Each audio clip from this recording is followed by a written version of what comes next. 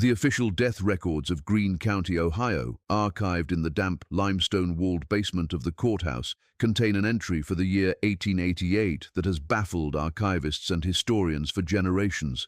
The certificate, written in the ornate looping script of the Victorian era, officially records the passing of one Caesar Bowen.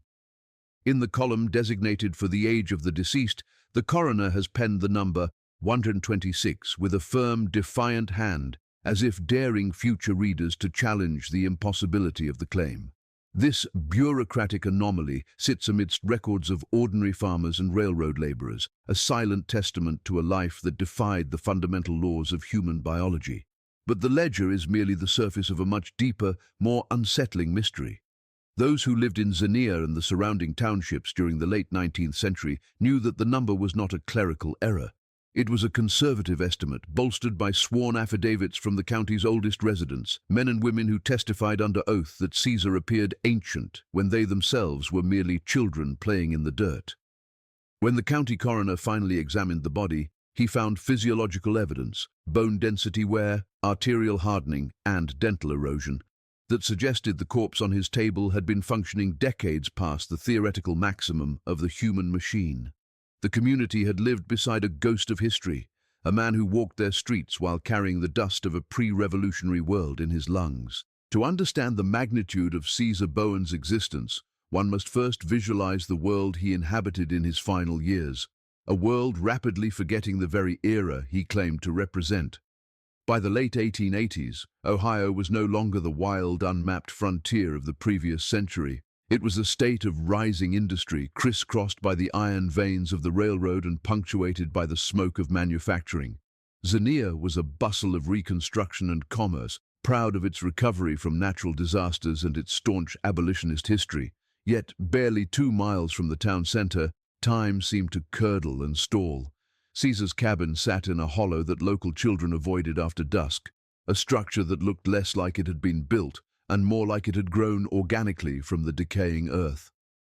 The logs were hand-hewn black walnut, darkened by a century of rain and sun to the color of charcoal, joined by notches that utilized a craftsmanship forgotten by modern carpenters. The roof was weighed down with river stones rather than nails, a primitive technique that spoke of an era before industrial supply chains. Here lived Caesar, a figure so weathered he resembled a bog body preserved in peat. He was a diminutive man, bent into a permanent question mark by the gravity of years, moving with a hickory cane that he claimed to have cut from a sapling in the final year of the 18th century.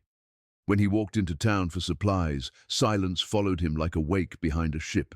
He was a breathing anachronism, a tear in the fabric of the present.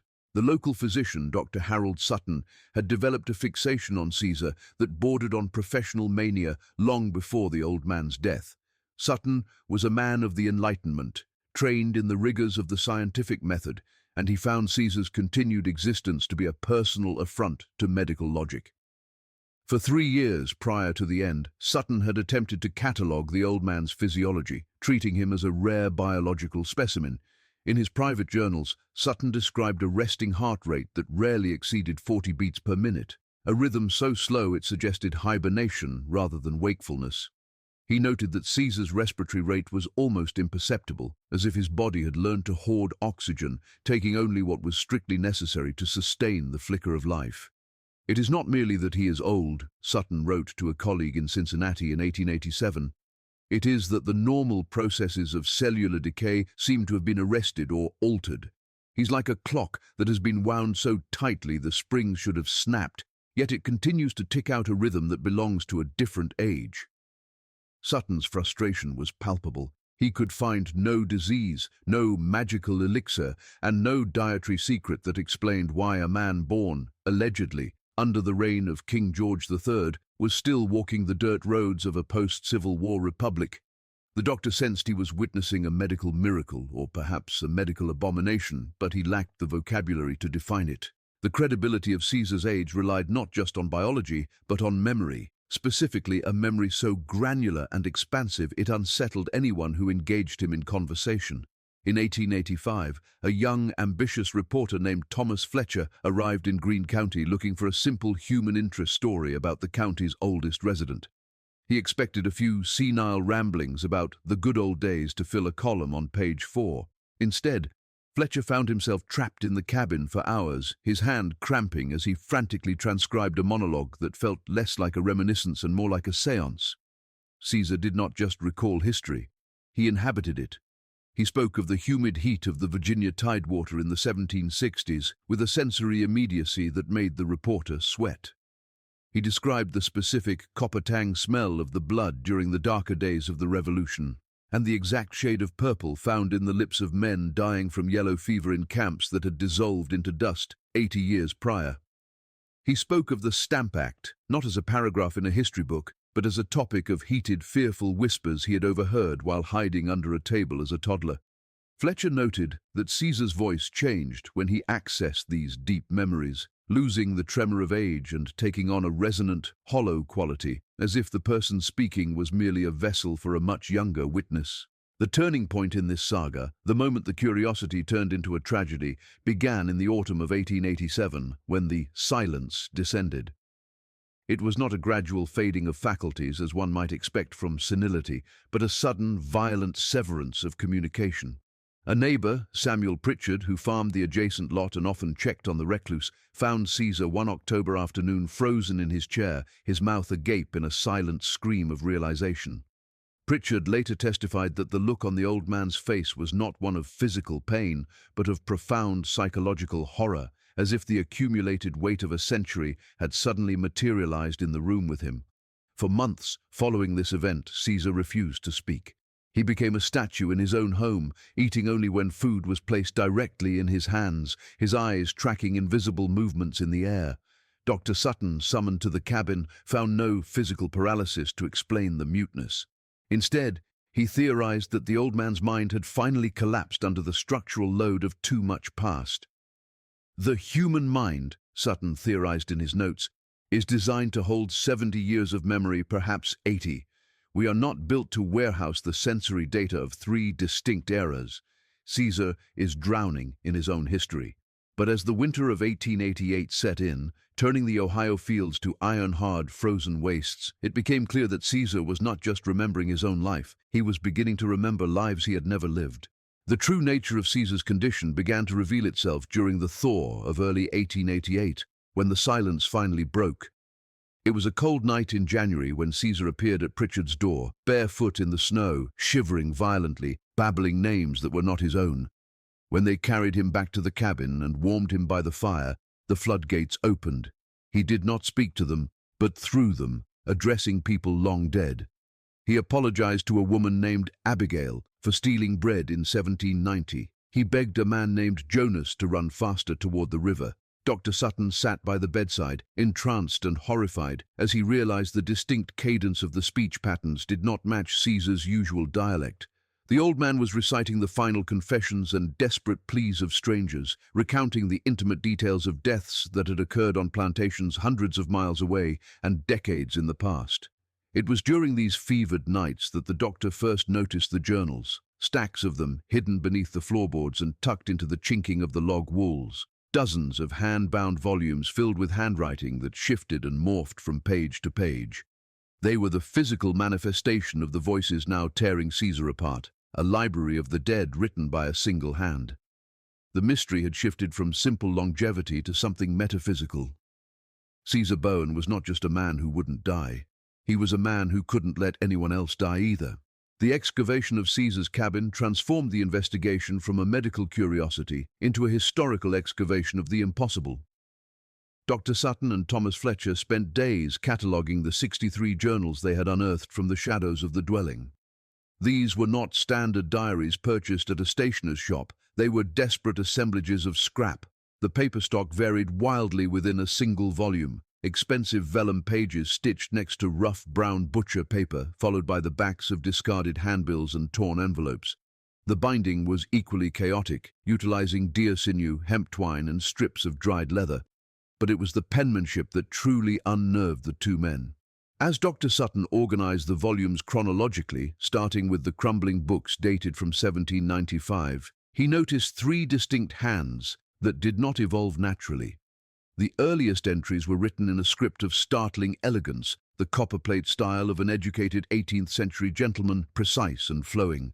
The middle period, spanning the 1830s to the Civil War, showed a jagged, frantic scrawl, the letters pressing so hard they nearly tore the paper, indicative of urgency and rage.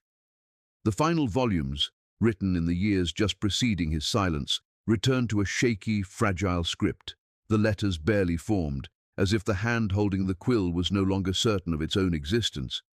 "It is one man," Sutton whispered, comparing the loops of the I's and G's under a magnifying glass, "writing as three different souls." The content of these journals was far more disturbing than their physical construction. They were not records of weather or crop yields, but detailed clinical accounts of suffering that Caesar could not possibly have witnessed firsthand.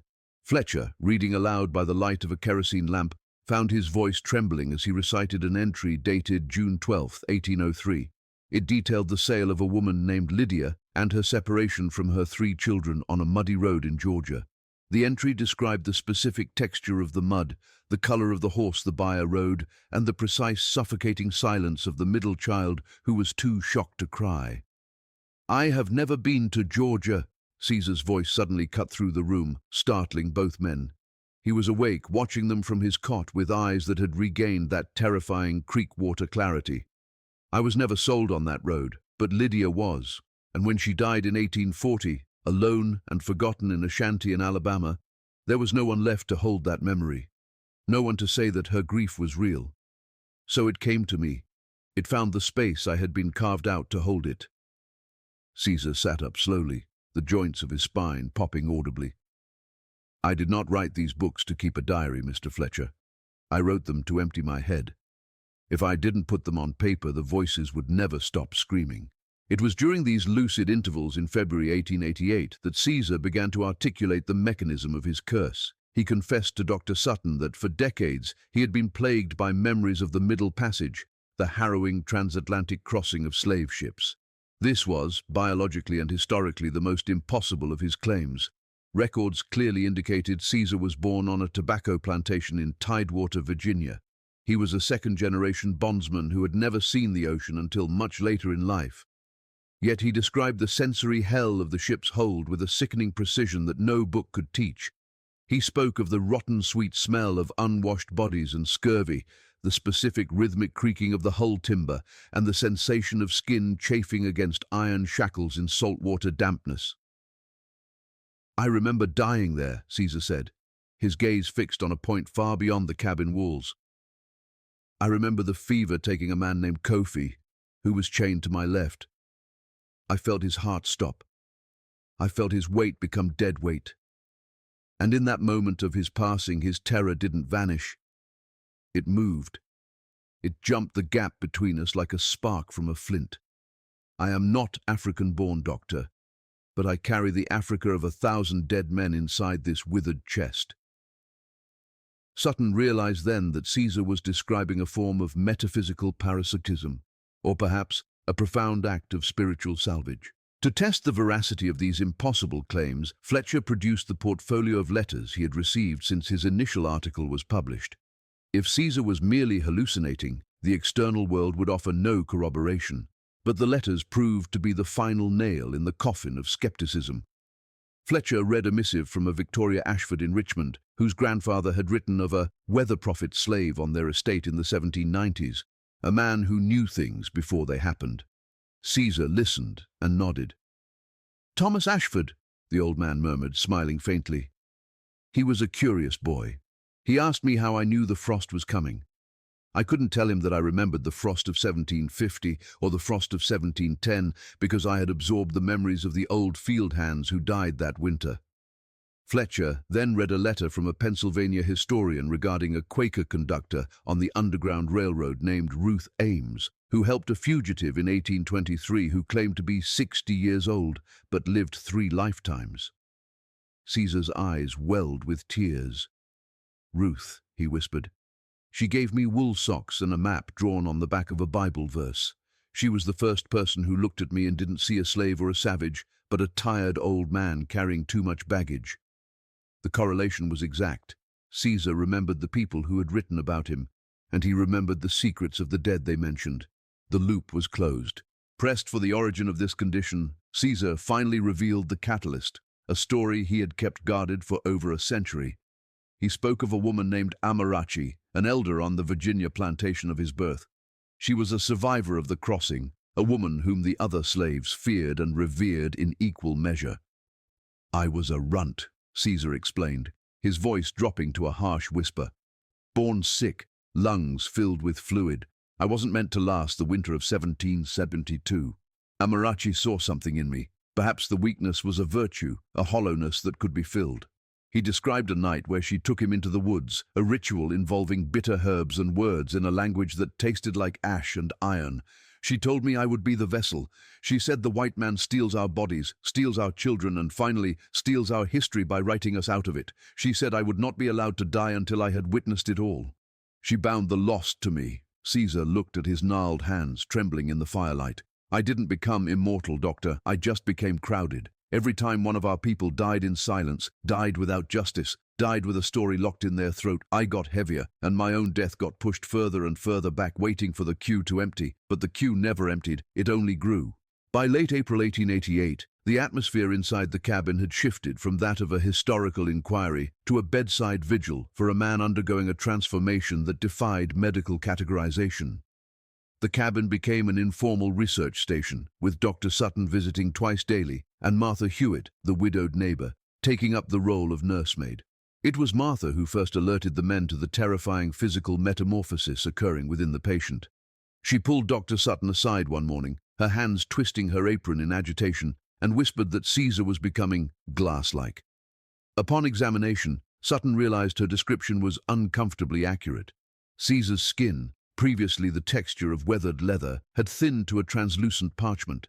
The underlying network of veins and arteries was visible with shocking clarity, a roadmap of blue and purple tracing the geography of his ancient frame. Even his eyes, those piercing creekwater irises that had unsettled so many, were bleaching out. The pigment was fading, leaving them a clouded, milky grey, like old mirrors that had lost their silvering. When Sutton pressed his stethoscope to Caesar's chest, the heartbeat he heard was no longer the slow, rhythmic thump of a human organ. It sounded distant and chaotic, like the echo of a crowd stomping in a far-off room. "I am being hollowed out, Doctor," Caesar rasped, observing his own translucent hands with a detached curiosity. "The vessel is cracking. The contents are starting to leak." On the 3rd of May, the passive decline erupted into active crisis. Dr. Sutton arrived at the cabin to find the air thick with an almost electrical tension, a heaviness that made the hair on his arms stand on end.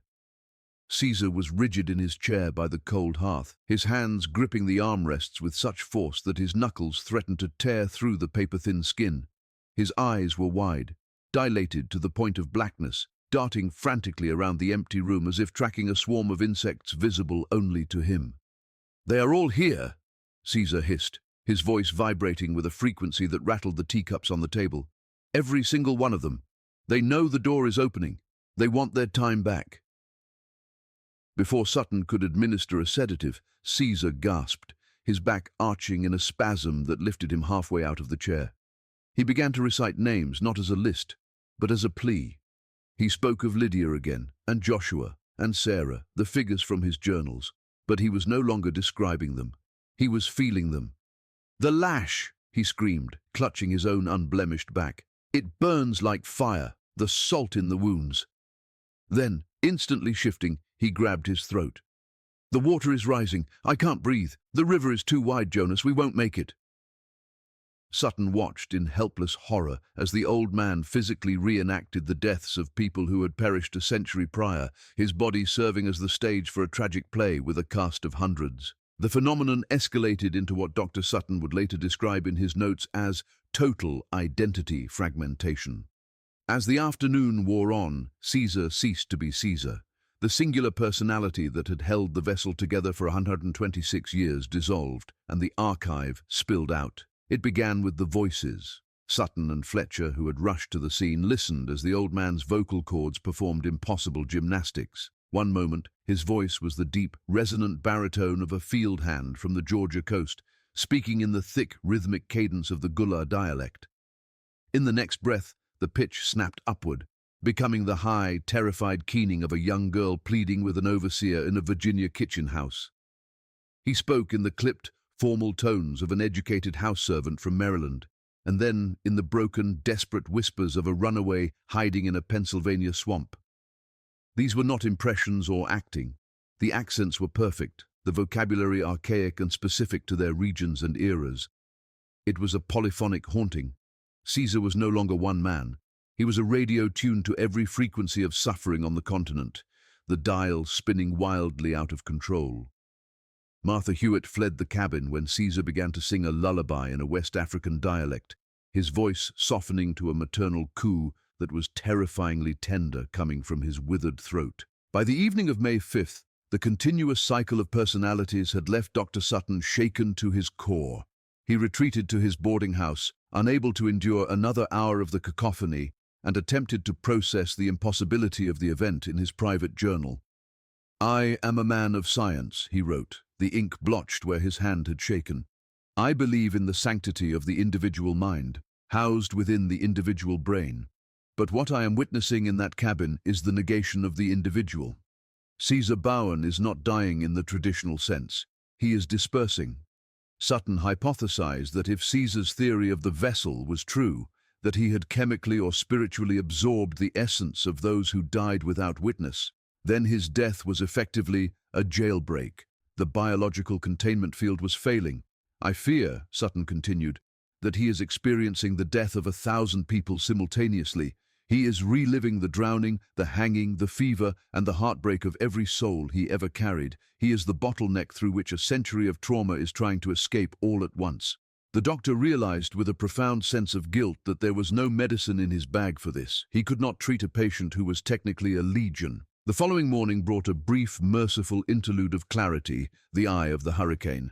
Caesar awoke and, for a few hours, was simply Caesar again. He was weak, barely able to lift his head, but the legion of voices had receded to a murmur. He looked at Fletcher and Sutton with eyes that were weary beyond measure. "I need you to understand," he whispered, his voice raspy but singular. "It is not possession, it is memory reclaiming its shape."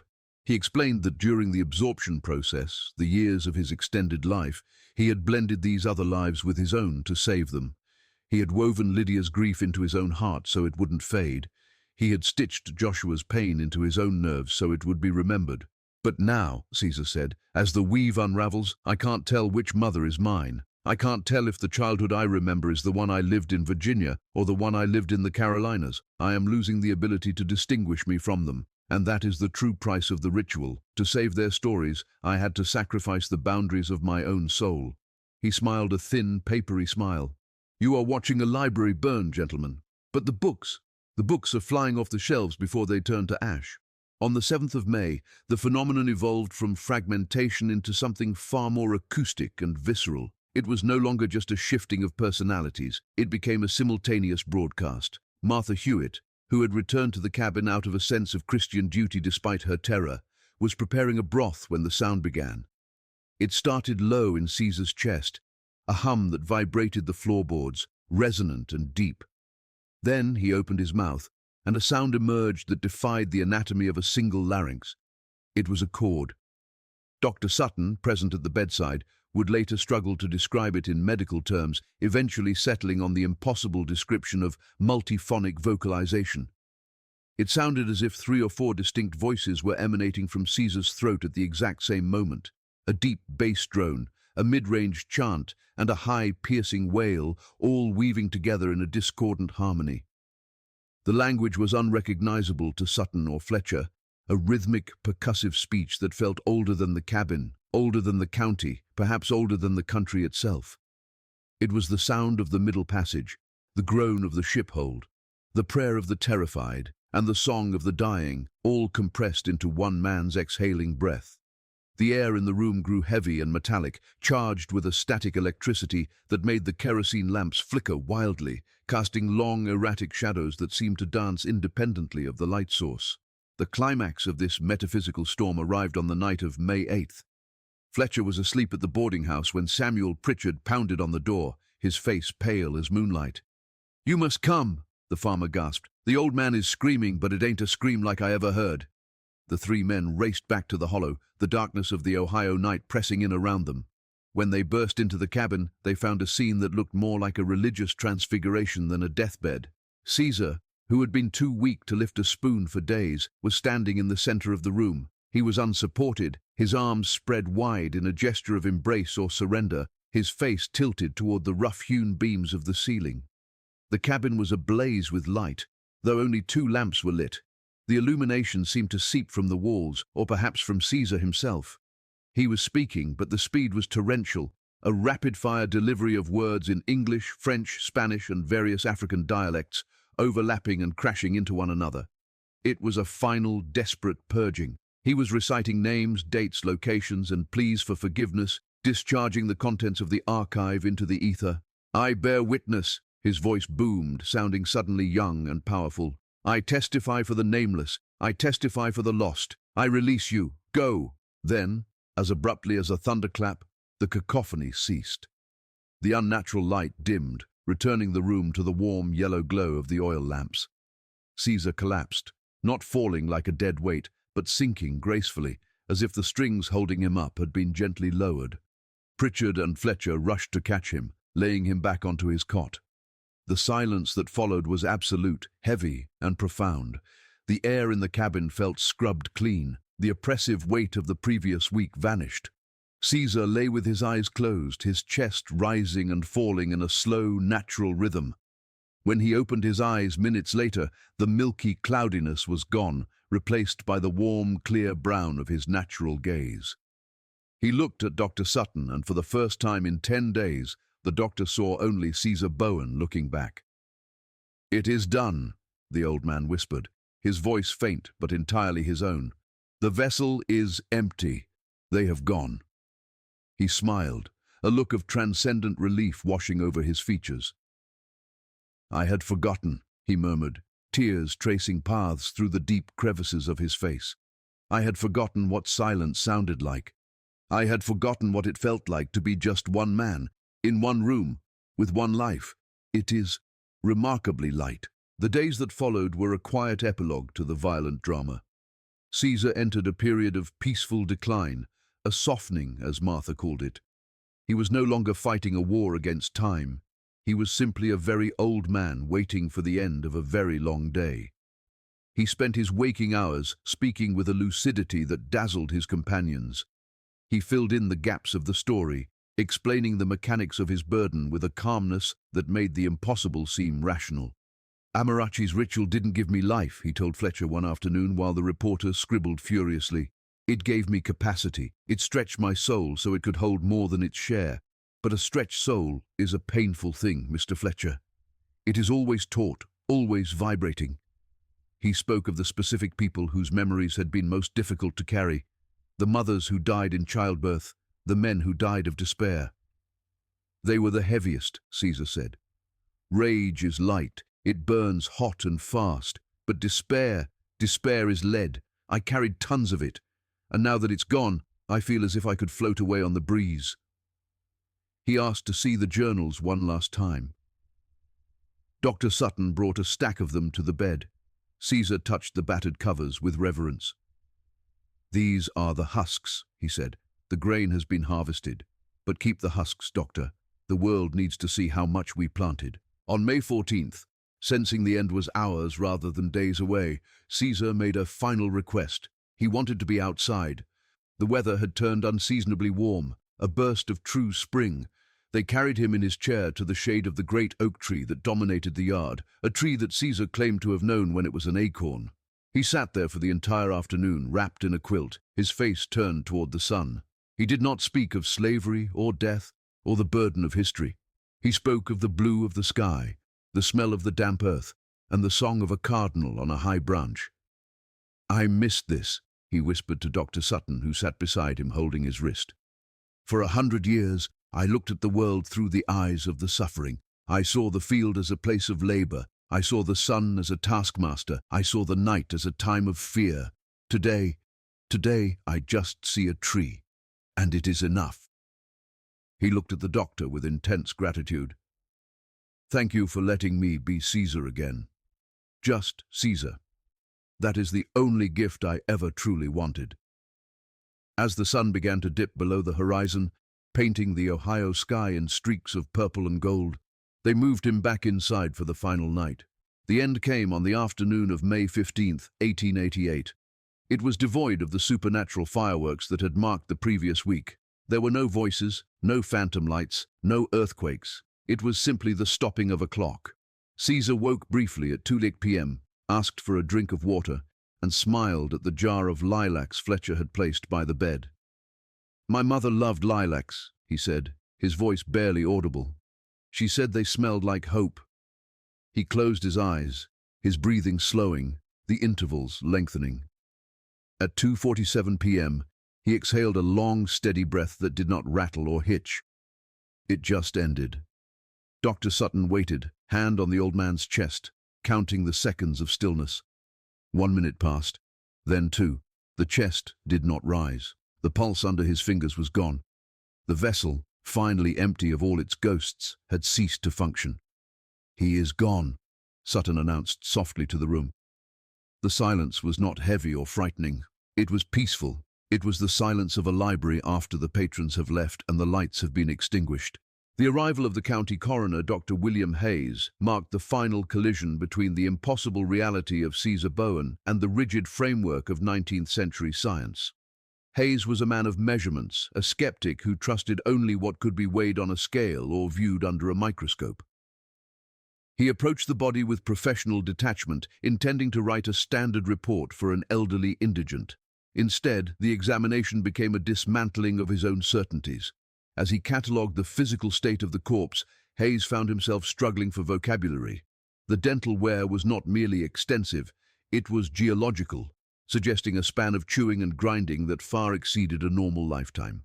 The bone density was an enigma, brittle in ways that suggested extreme antiquity, yet possessed of a strange, calcified hardness that had likely kept the old man upright long after his skeleton should have collapsed.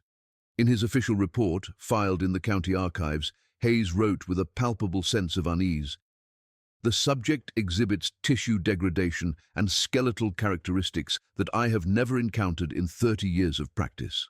While I cannot scientifically verify the claimed age of 126 years, the physiological evidence presents no contradiction to this impossibility. The body appears to have simply outlasted its own biology." It was a concession of defeat. The corpse was a puzzle that death had solved, but science could not explain. Caesar was laid to rest 2 days later in the Woodland Cemetery in Xenia, in a plot purchased by Dr. Sutton. It was a modest affair, yet the turnout surprised the few white residents who attended. Dozens of African Americans from surrounding counties, many elderly themselves, arrived to pay respects to the man they called the Keeper. They did not know the details of Dr. Sutton's medical findings, nor did they care about the coroner's confusion. They knew the folklore. They knew that Caesar was the one who had refused to forget. One woman, leaning on a cane that rivaled Caesar's in age, touched the coffin and whispered, "Sleep now, uncle. We'll carry it from here." The headstone, commissioned by Sutton, was stark and unadorned, bearing only the name, the dates 1762 to 1888, and a 2-word epitaph that summarized the man's entire existence: "He remembered." As the earth was shoveled onto the casket, Sutton felt a heavy finality. The vessel was buried, but the contents, the 63 journals, remained in his study, a stack of paper that weighed more than the man who had written on them. Dr. Sutton dedicated the remainder of his life to the validation of those journals. In 1895, he published his magnum opus, The Extended Witness, a dense volume that combined his medical observations with a transcript of Caesar's historical claims.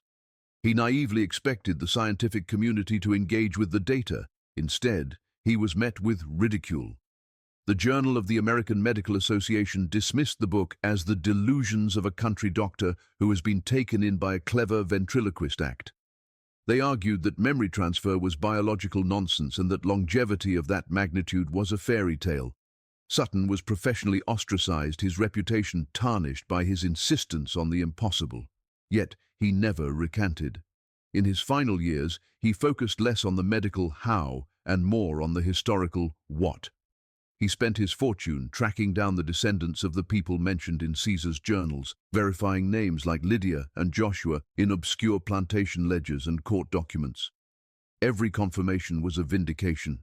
He died in 1903, leaving the journals to the Ohio Historical Society, where they were promptly filed in a basement and forgotten, regarded as the eccentric artifacts of a local legend. It wasn't until the civil rights movement of the 1960s that the dust was blown off Caesar's legacy. A new generation of historians, hungry for primary source narratives of the enslaved experience, rediscovered the Bowen collection. They approached the text not as a ghost story, but as a historical document, and what they found stunned them. Dr. Patricia Morrison, a leading scholar of the era, spent 5 years cross-referencing the journals. She found that Caesar had accurately described weather patterns, local political scandals, and specific architectural details of plantation houses in 3 different states across 10 decades. He knew the names of overseers that had been erased from public record. He knew the location of unmarked slave cemeteries that were only later discovered by construction crews. Morrison wrote, "Whether or not we believe in the metaphysical origin of these memories is irrelevant. The fact remains that this single collection contains more verifiable, intimate detail of the slave experience than any other source in existence. If it is a fiction, it is a miracle of research. If it is the truth, it is a miracle of spirit." Modern science even attempted to weigh in. DNA testing on hair samples preserved by Sutton showed telomere lengths, the protective caps on chromosomes that shorten with age, that were baffled researchers, appearing both ancient and strangely preserved, inconclusive but tauntingly anomalous. Today, the site of Caesar's cabin is a paved lot on the outskirts of modern Xania, the black walnut logs long since rotted and cleared away. But the story refuses to stay buried beneath the asphalt. The journals of Caesar Bowen sit in a climate-controlled archive, available to anyone brave enough to read them. They stand as a testament to a man who made himself a living ark, carrying the history of a people through the floodwaters of time. The mystery of his age remains unsolved, a question mark that hangs over the intersection of biology and belief. But the answer to why he lived so long is found on every page he wrote. He lived because the story needed a narrator. He lived because the dead needed a voice. In the end, Caesar Bowen proved that while the human body is fragile and finite, the truth is obstinate. It will find a way to survive, even if it has to bend time itself to do so. The vessel is gone, but the archive remains open, whispering to anyone willing to listen. We were here. We mattered. Do not forget.